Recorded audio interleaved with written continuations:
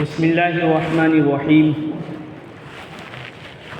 الحمد للہ رب العالمین والصلاة والسلام علی سید الانبیاء والمرسلین محمد وعلی آلہ واصحابہ اجمعین اما بعد قال اللہ تبارک وتعالی فی القرآن المجید والفرقان الحمید اعوذ باللہ من الشیطان الرجیم بسم اللہ الرحمن الرحیم ولا تمش في الأرض مرحا إنك لن تخرق الأرض ولن تبلغ الجبال طولا وقال النبي صلى الله عليه وسلم الكبرياء ردائي فمن نازعني فيه قذفته في النار أو كما قال عليه الصلاة والسلام رب اشرح لي صدري ويسر لي أمري واحلل عقدة من لساني يفقهوا قولي صدق اللہ العظیم۔ میرے محترم بزرگوں اور عزیز بھائیوں، قرآن مقدس کی آیت کریمہ تلاوت کی ہے اور نبی پاک صلی اللہ علیہ وسلم کا ارشاد گرامی پڑھا ہے۔ اسی کے متعلق چند باتیں عرض کرنے کا ارادہ ہے۔ دعا کرے کہ اللہ رب العزت کہنے سننے سے زیادہ عمل کرنے کی توفیق عطا فرمائے۔ میرے محترم بزرگوں دوستو، اللہ رب العزت نے اس آیت کریمہ کے اندر بندوں کو متکبرانہ چال چلنے سے منع کیا ہے۔ جب کسی کے اندر میں آ جاتی ہے، تکبر آ جاتا ہے، اپنے آپ کو انسان جب بڑا سمجھنے لگ جاتا ہے، دوسروں کو کچھ بھی نہیں سمجھتا، تو اس کی چال ڈھال بدل جاتی ہے، اس کے بات کرنے کا انداز متکبرانہ ہوتا ہے، اس کے قدم رکھنے کا انداز متکبرانہ ہوتا ہے، اس کے بیٹھنے کا، اس کا چال و چلن ہر ایک کے اندر تکبر جھلکتا ہے۔ اور جب یہ انسان کے اندر یہ چیز پیدا ہو جائے کہ میں ہی سب کچھ ہوں، میرے علاوہ کوئی نہیں ہے، تو یہ چیز انسان کو تباہ و برباد کر دیتی ہے۔ گویا کہ انسان اپنے دماغ میں یہ بات سوچتا ہے کہ ہم چنی دیگرے نیز، کہ اس دنیا میں ہم جیسا کوئی اور نہیں ہے۔ اور یہ انسان کے اندر خرابی پیدا کیسے ہوتی ہے؟ جب انسان کے اندر اللہ رب العزت انسان کو مال و دولت سے نوازتے ہیں یا مقام و مرتبے سے نوازتے ہیں، اس کا کوئی مقام ہوتا ہے، رتبہ ہوتا ہے، جیب بھری ہوئی ہوتی ہے، پیٹ بھرا ہوا ہوتا ہے، تو انسان کے اندر ہاؤ بھاؤ کے اندر یہ چینجنگ آتی ہے، بدلاؤ آتا ہے۔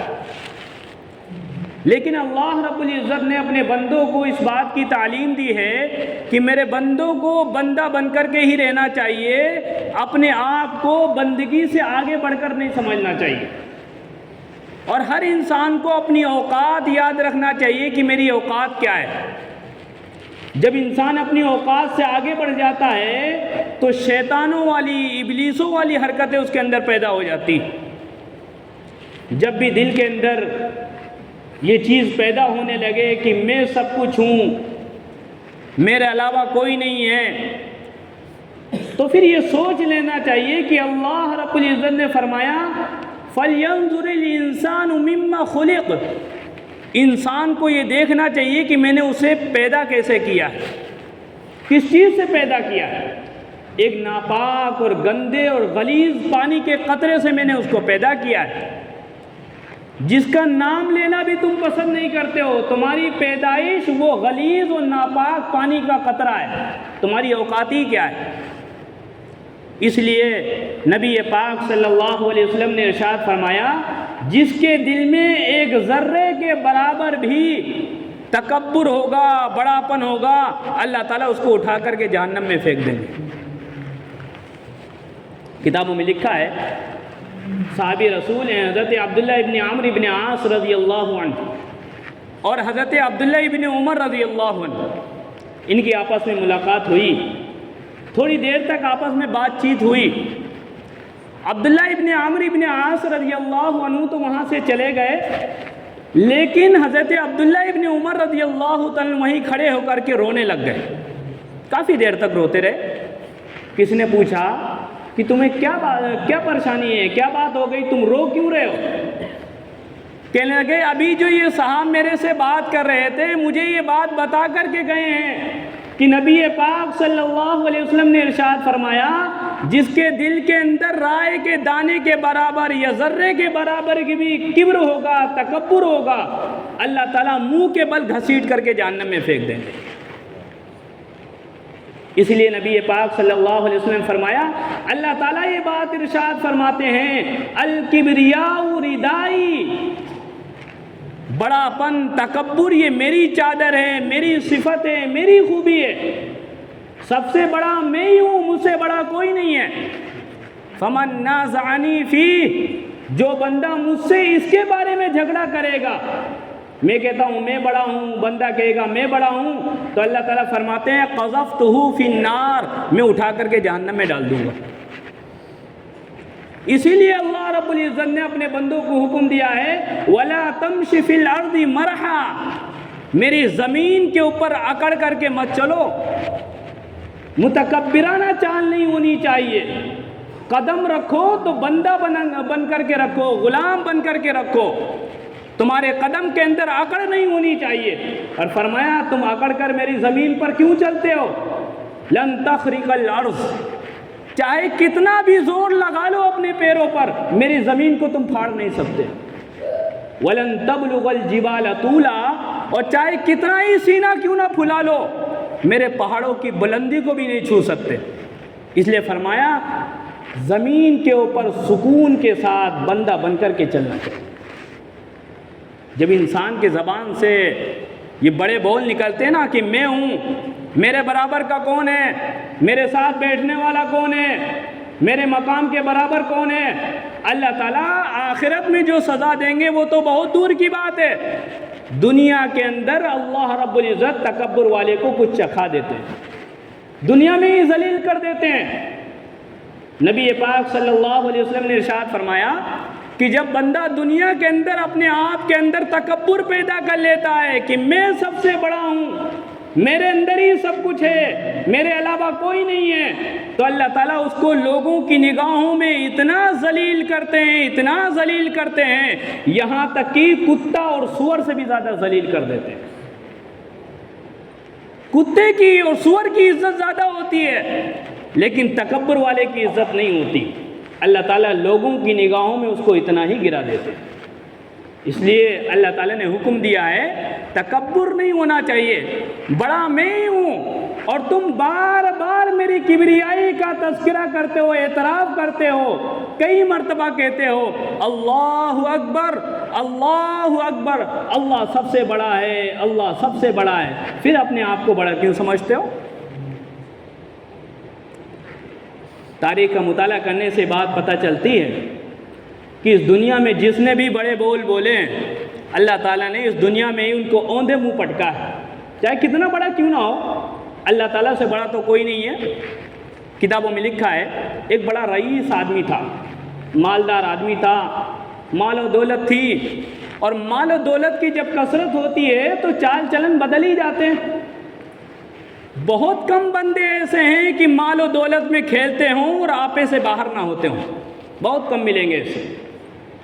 مال و دولت چیز ہی ایسی ہے کہ انسان کے اندر گرمی پیدا کر دیتی، اس لیے اپنے دل کو بڑا کنٹرول رکھ کر، بڑا جو ہے سنبھال کر کے رکھنے کی ضرورت ہے۔ کہتے ہیں ایک رئیس تھا، بہت بڑا زمیندار، اللہ تعالیٰ نے بڑا کہ اس کی مال و دولت اس کو دے رکھی تھی، یہاں تک کہ کتابوں میں لکھا ہے کہ اس کی زمین پہ جب ٹرین چلتی تھی تو ایک ریلوے اسٹیشن جو تھا اس کی زمین پر تھا، جب دوسرا ریلوے اسٹیشن آتا تھا وہ بھی ریلوے اسٹیشن اس کی زمین پر تھا، بہت ہی بڑا زمیندار تھا۔ ایک مرتبہ چوراہے پر بیٹھا ہوا تھا، دوستوں کے ساتھ گپ شپ کر رہا تھا، باتیں کر رہا تھا۔ دوست لوگ جو ہیں اپنے دھندے پانی کی شکایت کر رہے ہیں کہ دھندے پانی نہیں چل رہے ہیں، تنگی ہے، مال و دولت نہیں ہے، خرچے چلانے دشوار ہو رہے ہیں۔ تو ایک دم سے کہتا ہے کہ کیا ہے تم لوگ جو ہے مال و دولت کے بارے میں یہ کرتے رہتے ہو، ایک ایک پائی کو ترستے رہتے ہو، مجھے دیکھو، میرے پاس تو اتنی دولت ہے کہ میری 5 پشتیں بیٹھ کر کے کھا سکتی ہیں، ان کو کمانے کی ضرورت نہیں، میرے پاس اتنا ہے۔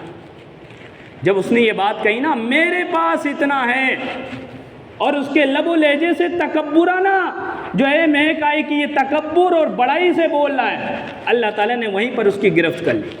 ایک ہی اولاد تھی اس کی، کتابوں میں لکھا ہے اس کی اولاد غلط راستے پر لگ گئی، عیاشی میں، زناکاری میں، جوا میں، باپ کی دولت کو زناکاری اور بدکاری کے اندر، جوا کے اندر، ناجائز کاموں میں اس نے لٹانا شروع کیا، یہاں تک کہ ایک وقت ایسا آ گیا کہ اس کی سگی اولاد کو لوگوں نے کچھ وقت کے بعد اسی چوراہے پر، جس چوراہے پر اس کے باپ نے کھڑے ہو کر کے کہا تھا کہ میری 5 پشتیں بیٹھ کر کے کھا سکتی ہیں، اسی چوراہے پر اس کی سگی اولاد کو بھیک مانگتے ہوئے دیکھا گیا۔ اللہ اکبر کبیرہ۔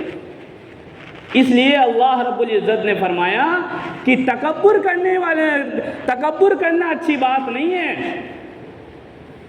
اور سکون اور وقار کے ساتھ بندہ بن کر اپنی اوقات میں رہ کر کے انسان کو زندگی بسر کرنا چاہیے۔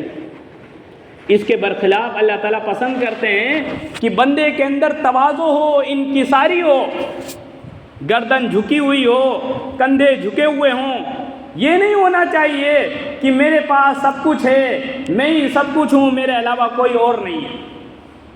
جب بندہ تواضع انکساری اختیار کرتا ہے، تکبر کے علاوہ جو چیز ہے کہ میں کچھ نہیں ہوں، میرے بھائی سب کچھ ہیں، میری اوقات کیا ہے، میری حیثیت کیا ہے، تو اللہ تعالیٰ اس کو نوازتے ہیں، اس کو بلندیاں عطا فرماتے ہیں۔